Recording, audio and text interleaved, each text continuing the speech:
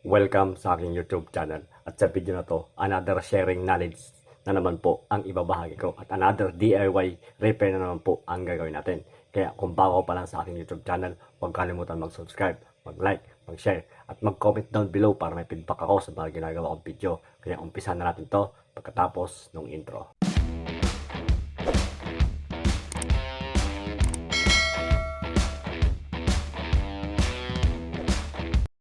Bali, meron tayong bagong DIY repair na wall pan. Bali, binigay ito ng kakilala ko. Pero ang sabi ng kakilala ko, nasira daw to, hindi na gumana. Tapos, tinagay nila sa ilalim ng mesa. Tapos, nung araw na bumaha, dahil sa bagyo, nabasa din daw to. Kaya, ang alam ko, yun lang yung sira ng unit na to. So, nung nakuha ko yung unit, nung titignan ko yung unit, parang hindi lang yun yung sira niya.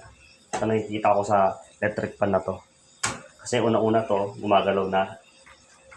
Parang balik na yung kanyang pan. Yung para umikot. Yan. Balik na. Tapos, wala na rin siya LEC. LEC. Kasi kinuha daw nila, nilagay nila sa isang electric pan nila. Kaya ang gagawin natin is check natin kung ano yung makikita pa natin na problema dito sa loob. Bali, bubuksan natin itong unit. Tanggalin natin ito. Tapos tanggalin natin ito medyo dito sa likod.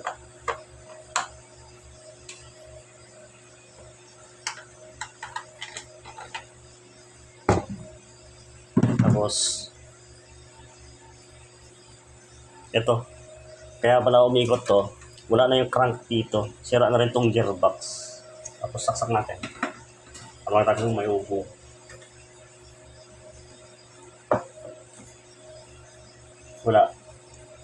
Wala siyang ini-vibrate o ugong, wala.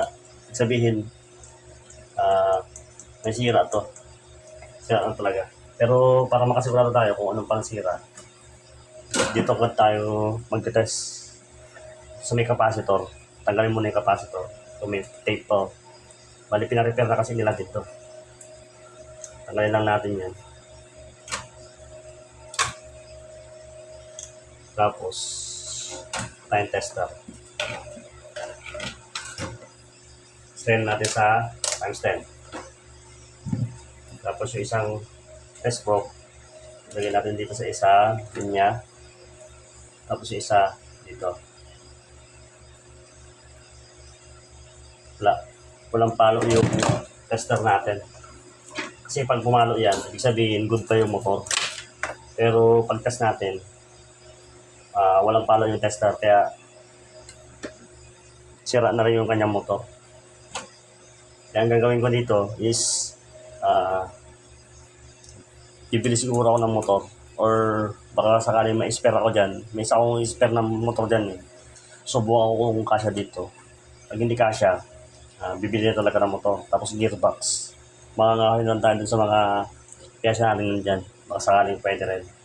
Ang gagawin ko yun lang. Babalik ako pag meron na tayong mga motor na ilalagay dito. Saka yung mga piyesa. Bali, nakabili na ako ng motor ng electric fan. Tapos, yung gearbox, bumili na rin ako. Ito yung luma. Nabasag kasi ito eh. Basag. Tapos, bumili na ako ng bago. Tapos, ang ginawa ko, binaklas ko muna. Binaklas ko ito isa-isa. Kasi, lininisan ko. Kasi may mga lupa-lupa dahil sa napasa nga ito sa baha. Tapos, ang ginawa ko naman dito is chinek ko na rin yung kanyang shafting. Bali, good pa naman yung shafting niya. Tapos, nagpalit rin ako ng bushing. Tapos, pinalitan ko na rin yung foam para maimbakan ng langis. Kasi, turog na yung foam niya. Kaya, yun lang yung ginawa ko. Tapos, ang gagawin ko, bali, ito yung motor. Ito yung motor niya. Tapos, binigyan din ako ng, nagbilang ko ng diagram. Para hindi ka mawala dun sa mga color coding nung bagong rewind. Meron siyang pinigay na ba. Kaya kung kayo bibili ng bagong motor, hingi kayo ng diagram. para hindi kayo mawala kung saan nyo ilalagay yung mga wire ng motor. Kaya ang gagawin ko, lalagyan ko lang na ito ng fuse. Tapos, assemblein ko lahat para okay na to. Tapos testing natin. Lagyan mo na rin ng thermal fuse yung mga bagong rewind na motor ng electric fan. Kasi yung mga bagong rewind, wala pong mga thermal fuse na nilalagay. Tapos, lagyan mo na rin ng shrinkable tube yung pinaka thermal fuse bago natin siya ilagay dun sa winding. Ididikit po natin yung thermal fuse na yan dun sa may winding. Yan po kasi yung isa sa mga protection ng motor, yung thermal fuse. Kapag nakadetect po yan ng abnormal na init yung sa motor, yan po yung unang-unang nagka-cut off yung thermal fuse para hindi po lalong masira yung motor. Pagkatapos po siyang lagyan ng thermal fuse, yan, ititest po na muna natin bago natin siya ilagay dun sa may winding. Continuity check lang po. Tignan natin kung good na yung ginawa nating paglalagay ng thermal fuse.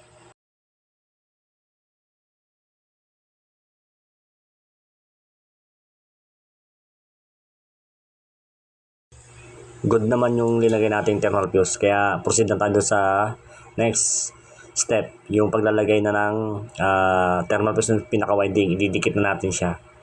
Tapos nilalagyan lang natin siya ng cable tie para mailagay na maayos yung thermal fuse. Ididikit kasi yan yung thermal fuse na yan doon sa pinaka-winding. Tapos naglagay ako dyan ng mga 5 cable tie para maging maganda na rin yung kanyang itsura, para hindi makalat yung kanyang wiring.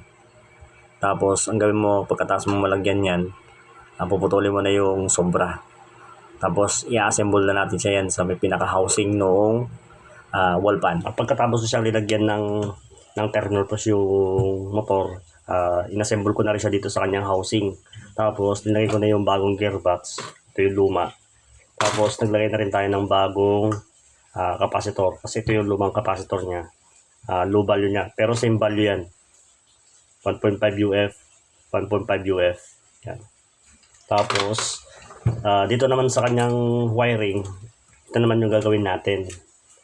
Itong wiring dito sa motor, madali lang naman to dahil una-una, meron tayong guide.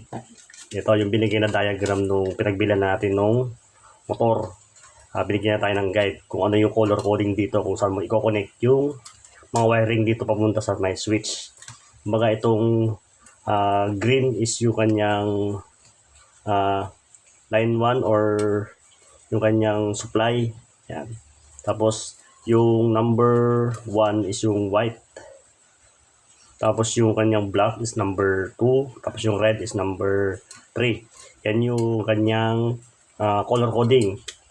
Tapos yung yellow is yung kanyang capacitor. Yan, nakakonect sa capacitor. Tapos dito naman sa switch, paano natin malalaman dito yung kung nasaan yung speed 1, 2, 3 at saka saan yung supply naman papunta doon sa motor. Yung kanyang line 1. May mga pagkakataon kasi na iba yung kulay dito sa may bandang switch papunta sa motor, magkaiba sila ng kulay. Kung paano siya i-test. Para i-test yun, gagamit lang tayo ng multimeter. Ito yung multimeter. Tapos select natin sa times 1, continuity. Yan. Para makita natin yung continuity. Yan, may ilaw. Bali pagka-connected siya, iilaw yon. Tapos gagawin, babalatan ko lang itong kanyang mga wire para mas madaling mag-test.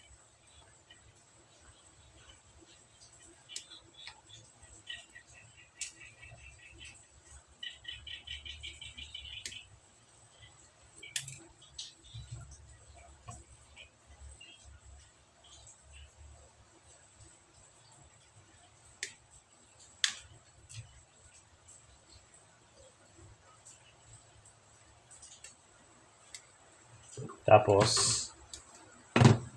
select natin lagyan lang natin ito ng alligator clip para mas madaling mag-test, para hindi na natin siya hawak-hawakan. I-clip na lang natin siya. Tapos yung isang alligator clip, ilalagay natin dun sa isang paanong plug. Ang unang hahanapin natin is yung common, yung magsusupply dito sa motor. Bali, ang gawin mo, i-select mo lang yan sa 0. Tapos yung isang plug, ay yung isang alligator clip, ilagay natin dito sa isang paanong plug. So, hanapin natin ngayon yung common. Common muna. Wala.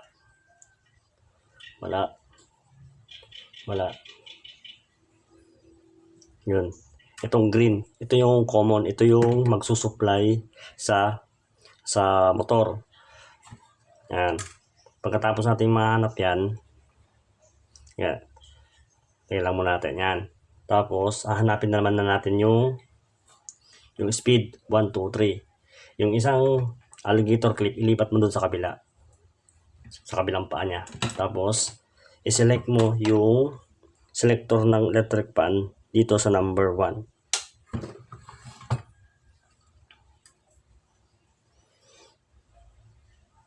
Yan, nahanap natin kaagad. Ito, puti. Dito wala. Dito siya connected. Ibig sabihin, yan yung number 1. Number 1 yung puti. Tapos, i-select mo naman ulit sa number 2. Ito na yung number 1. Dito sa dalawa. Ito yung number 2, black. Tapos, select mo sa number 3. Yan, ito yung number 3.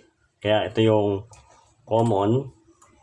Ito yung puti is 1, black is 2, is yung red is yung kanya number 3. Pag iba yung color coding dito, ganun yung gawin nyo kung paano i-test para malaman nyo yung common at saka yung speed 1, 2, 3. Kaya ngayon, i-connect na natin to dito sa wiring na to. Tapos pag na-connect natin, i-testing natin yung ginawa natin.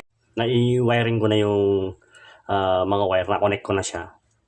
Tapos nilagyan ko na rin siya ng crank. Ito wala kasing crank to yung para umikot yung electric fan, yung wall fan. Nangahoy na lang ako dyan sa mga meron ako dito. Meron ako mga spare dyan Tapos lagyan ko na siya ng LC. Wala kasing LC to Kinuha ko muna yung isang LC ng electric fan ko para matesting lang natin kung all good sa. Tapos saksak niat ng LC. Tapos lagyan natin ng lock.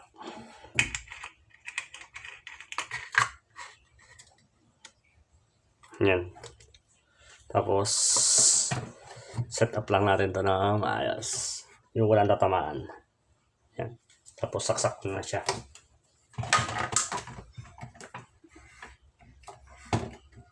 Naka 0. Yan.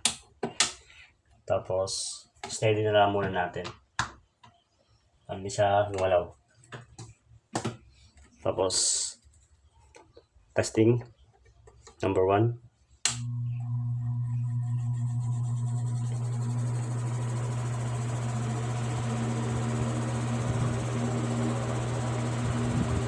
Yan yung ating ginawa. Number 2. Lakas. Number 3. 0. Yan. All goods na yung ginawa nating wall pan na nabasa sa baha. Kaya hanggang dito na lang ang aking video at sana yung nagustuhan nyo at sana may natutunan kayo. At kung nagustuhan mo, huwag mo kalimutan mag-subscribe sa aking YouTube channel at pindot mo na rin yung notification bell button para update ka. Kaya lalabas ka pa mga bagong video. Kaya hanggang sa muli, this is Croy Narag Officials. See you sa next video.